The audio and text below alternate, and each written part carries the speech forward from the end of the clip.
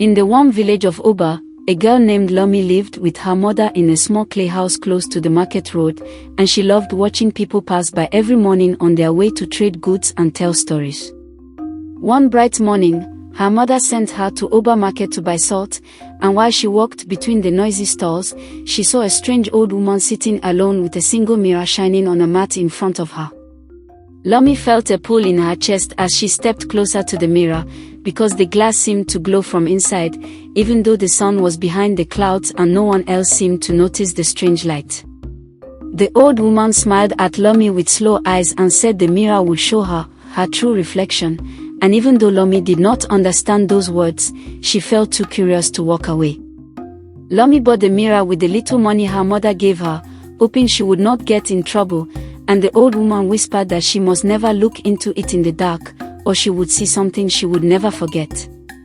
When Lami reached home, she hid the mirror under her mat because she feared her mother would ask questions she could not answer, but her mind kept returning to the glow she saw at the market. That night, when everyone slept, she pulled the mirror out and held it close to the small lamp, but as soon as her face formed on the glass, her reflection smiled before she did, and her heart jumped. Lami dropped the mirror and almost screamed, but the reflection did not vanish. Instead, it stared at her with a slow smile, as if it was happy she was afraid, which made her hands shake with fear. She tried to run to her mother's room, but something soft and strange filled her ears, telling her to stay, and when she turned back, the reflection was tapping on the inside of the glass with long, thin fingers.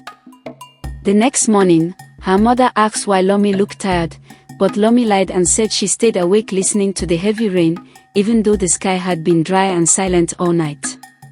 Lami kept the mirror inside a clay pot behind the house, but each time she passed the pot, she felt something watching her, as if the reflection was still smiling somewhere deep inside the glass. At school, she tried to focus on lessons, but her mind was full of the strange tapping sound she heard last night, and she wondered if the mirror truly wanted something from her. When she returned home, she heard a faint humming sound near the clay pot, and her chest tightened because the sound felt like someone humming her name in a slow, shaky voice. She lifted the pot with trembling hands and saw the mirror glowing softly, even though the sun was bright, and she felt her legs grow weak because the reflection was standing inside the mirror even when she was not holding it. That night, she decided to cover the mirror with cloth and hide it far away, but before she could touch it, the reflection pressed both hands against the glass, and the whole mirror shook like a beating heart. Lami ran outside to breathe fresh air, but the wind carried a strange shimmer that made her feel her name was being whispered from behind the house, even though no one was there. When she told her friend Sod about the mirror, Sod laughed because she thought Lami was telling a normal ghost story, but when Sod touched the mirror, her face changed because she felt something cold brush her fingers. Sod stepped away quickly and told Lami to throw the mirror into the river behind Oba village, but Lami felt a strange guilt because the reflection had started to feel familiar, almost like a second version of herself. That night, Lami woke to soft footsteps inside her room, and when she sat up, she saw her own reflection standing beside her bed even though the mirror was still under the clay pot outside. The reflection did not speak but pointed toward the window with a slow, sharp finger, and outside, Lami saw shadows moving in the moonlight like figures waiting for something to happen. Lami tried to scream, but the reflection placed a cold hand on her lips, and her voice vanished, leaving only silence inside her throat and fear inside her chest. At dawn, the reflection was gone, and her voice returned, but she found her window open and the mirror lying on her bed even though she had not touched it. Lami told her mother she was sick so she could stay home, but all morning, the mirror followed her with soft movements, appearing in places she did not place it, like the kitchen, the doorway, and even her mother's room.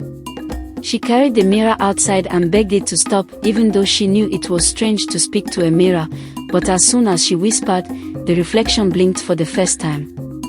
Lami dropped the mirror again because the blink felt slow and alive, not like a normal reflection at all, and the sound of the mirror hitting the ground echoed like someone sighing. Sod came running when she heard Lami scream, and both girls stared as the mirror rolled toward them on its own, stopping gently at Lami's feet as if waiting for her to pick it up. The ground around them began to crack softly, like tiny lines spreading under the soil, and the mirror glowed brighter until the cracks looked like red threads beneath their feet. Lami grabbed Soda's hand and ran toward the main road, but the glow followed them like a small sun, pulsing behind them with a strange rhythm that felt like a heartbeat. They hid behind a mango tree, breathing fast, and watched as the mirror floated slowly above the ground, turning itself to face Lami, its glass surface rippling like water. Sod whispered that they should call the village elder, but before Lami could answer, the reflection inside the floating mirror opened its mouth and formed a silent word that made Lami's heart freeze. The mirror tilted forward, the glow deepened, and the reflection lifted one hand as if inviting Lami to step closer, and she felt something inside her chest pull her forward like an invisible rope.